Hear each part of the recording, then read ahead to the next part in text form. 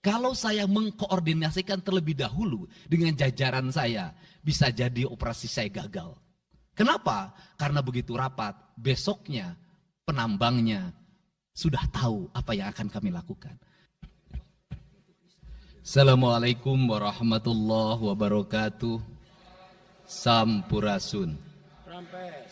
Yang saya hormati Ketua DPRD Provinsi Jawa Barat yang mulia Bapak Buki Wibawa,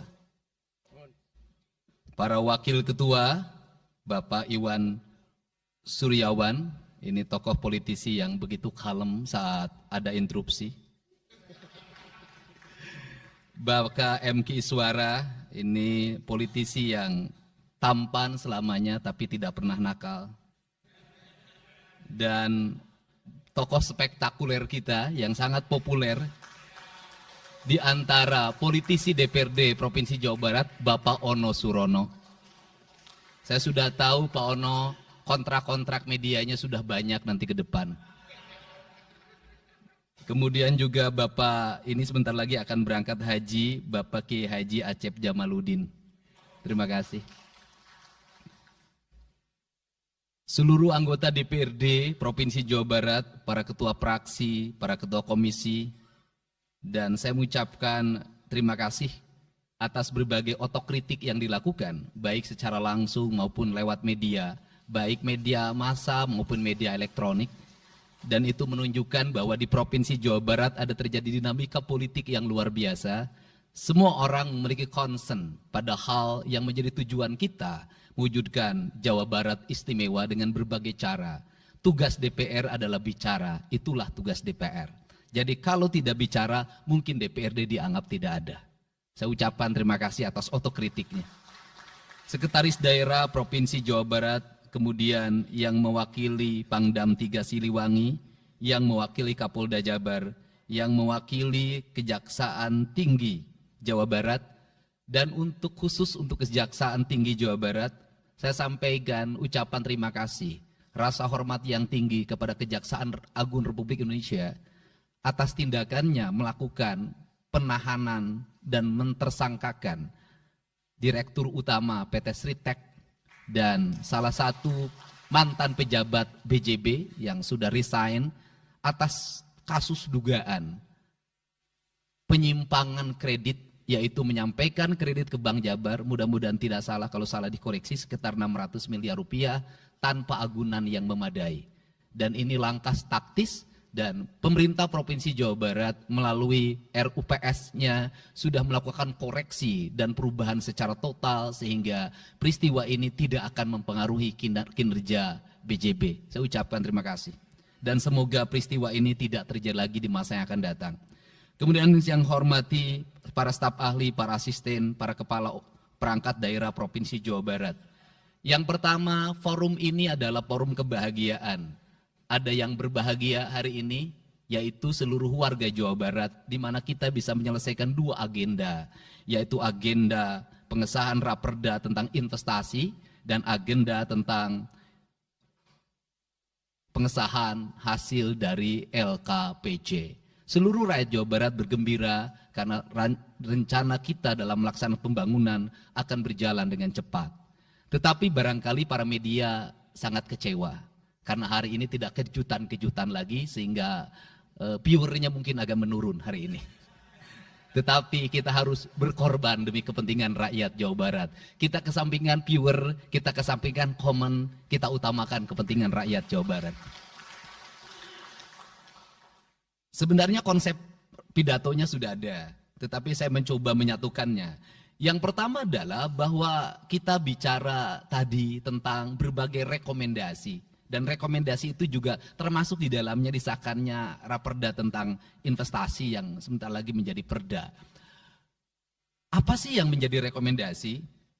Rekomendasi pertama adalah angka kemiskinan yang masih tinggi di Jawa Barat.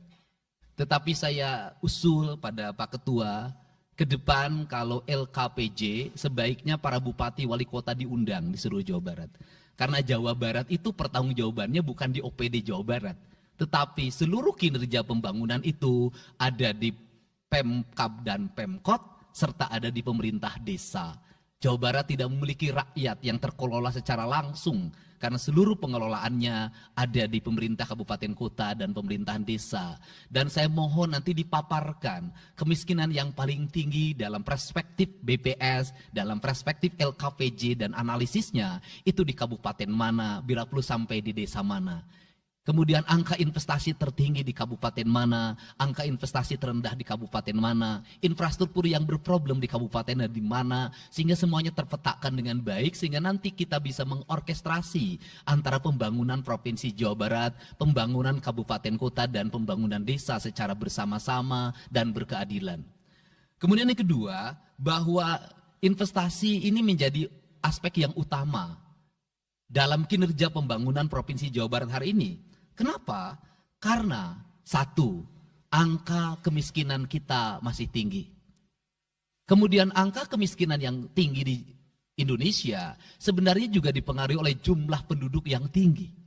Sehingga persentase kecil menurut Jawa Barat, tetapi menurut nasional menjadi besar.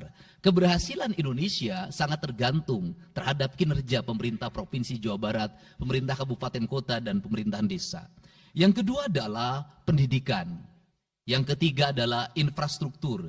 Yang keempat, kesehatan. Yang kelima, pengendalian penduduk. Yang keenam adalah pengendalian lingkungan. Kemudian yang ketujuh adalah belanja pemerintah yang masih besar. Belanja tidak langsungnya, yaitu belanja untuk kepentingan pegawai. Yang kedelapan adalah pengelolaan aset. Seluruh rangkaian yang menjadi rekomendasi ini adalah tugas kami untuk meneruskan rekomendasinya. Tetapi yakinlah bahwa apa yang kami lakukan selama ini, langkah-langkah yang seringkali kontroversi, langkah-langkah yang seringkali dianggap one man show, langkah-langkah yang seringkali dianggap terlalu sendiri dan terlalu konten, sesungguhnya adalah langkah-langkah menyelesaikan ini semua. Saya berikan contoh. Kalau saya melakukan operasi terhadap penutupan galian C, penutupan areal-areal pelanggaran terhadap lingkungan, kalau saya mengkoordinasikan terlebih dahulu dengan jajaran saya, bisa jadi operasi saya gagal. Kenapa? Karena begitu rapat, besoknya penambangnya sudah tahu apa yang akan kami lakukan. Sehingga kejutan-kejutan itu dilakukan untuk memberikan efek kejut. Dari efek kejut itu melahirkan viral. Dari viral itu melahirkan atensi yang pada akhirnya hari ini Jawa Barat seluruh penambangan liar bisa diselesaikan secara hukum dan Kapolda memberi atensi yang sangat tinggi. Hari ini Jaksa Agung memberikan perintah kepada Kejaksaan Tinggi untuk melakukan proses pidana bagi siapapun yang melakukan pelanggaran lingkungan dan memberikan kerugian bagi kepentingan masyarakat. Yang kedua, saya sampaikan juga mengenai bagaimana melakukan penanganan terhadap berbagai problem lingkungan yang terjadi, nilai tukar petani yang menurun, kemudian musibah bencana alam yang tidak berhenti. Perlu kami sampaikan bahwa Gubernur Jawa Barat sudah mengeluarkan peraturan gubernur yang melarang alih fungsi lahan, yaitu larangan alih fungsi hutan, larangan alih fungsi areal perkebunan, larangan alih fungsi sumber-sumber pengairan, larangan air fungsi dari airan sungai, dan larangan alih fungsi pesawahan. Yang itu harus segera ditindaklanjuti oleh kabupaten kota dengan melakukan evaluasi tata ruang secara menyeluruh. Karena inilah jalan yang terbaik apabila kita ingin melakukan perubahan lingkungan di Jawa Barat.